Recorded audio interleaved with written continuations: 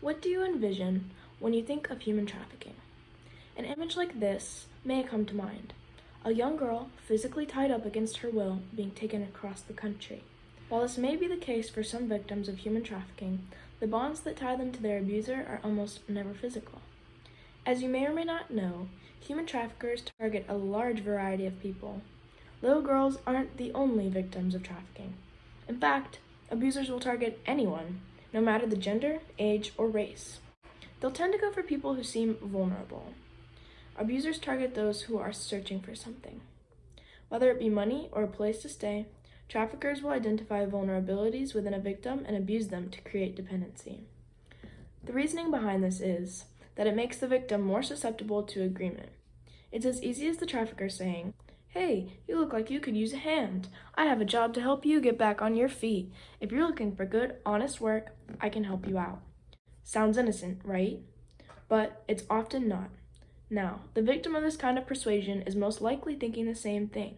A simple, innocent offer. They need the money, and there's a job being offered to them. Seems easy enough, right? But this is exactly how the victim becomes roped into a trafficking ring.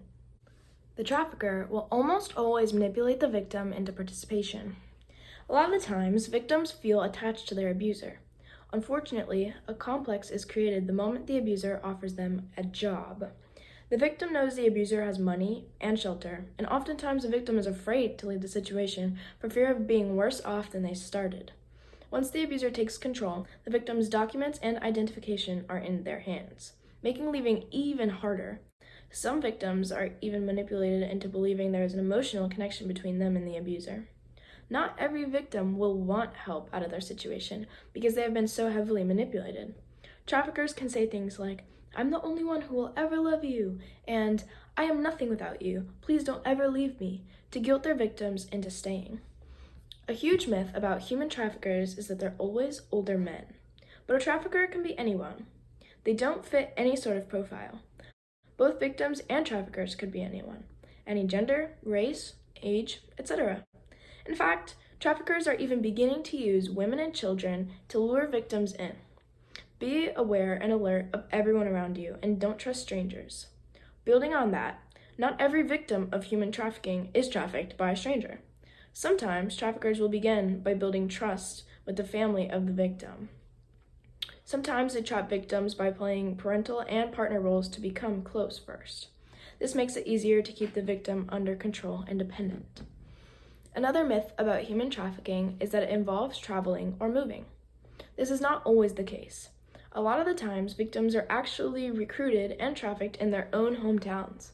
All this being said, you may know someone who's currently a victim of human trafficking. They may even live nearby, seemingly normal. Some big red flags to look out for is if the victim has no form of identification or personal documents, if they seem malnourished, avoid eye contact, look injured, seem to adhere to scripted social interactions, and don't speak much about their situation other than said scripted responses. While these are some signs, it's not all of them, and not every victim of trafficking follows this description. It's also good to look out for people who are in seemingly controlling and abusive type relationships. You may wonder, well, how do I help this person? First, keep yourself safe. You do not have to approach this individual. If they are alone and the abuser is not nearby, you may approach them if you feel safe to do so. Express your concern for their safety and well-being. Don't be pushy or controlling. Remind this person that they don't deserve abuse, and be sure to tell them good things about themselves. Their attacker may be tearing down their self-esteem in an attempt to create a stronger dependency. Remind them that you care about their safety, and take note of any important license plates, tattoos, names, etc. Call the human trafficking hotline or report it to 911. Go at the victim's pace and not your own. Allow them to feel heard and validate them. Continuously remind them that you care. As an onlooker, this is a great way to help a victim want to get help. As mentioned before, some victims aren't so quick to want to get out of their situation. Empower them, but don't push them.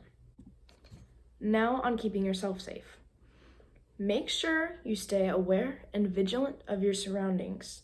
You never know. I would avoid walking alone and act quickly if something is suspicious. Make sure to let a trusted friend or relative know if you are in a suspicious situation or you feel that you are in danger. Let them know as soon as possible. Take pictures, license plates, pictures of the faces, and don't trust easily. Make sure you don't go anywhere with a stranger. If someone is trying to coax you into, oh, my car needs help, don't do it. Tell them to call AAA. Use your social media wisely. Make sure you're not talking to any suspicious people online. Social media now is a big outlet for trafficking, and so if you're on social media, make sure you're not communicating with anyone that you don't know, that you don't trust, that you've never met before. Get ready for anything.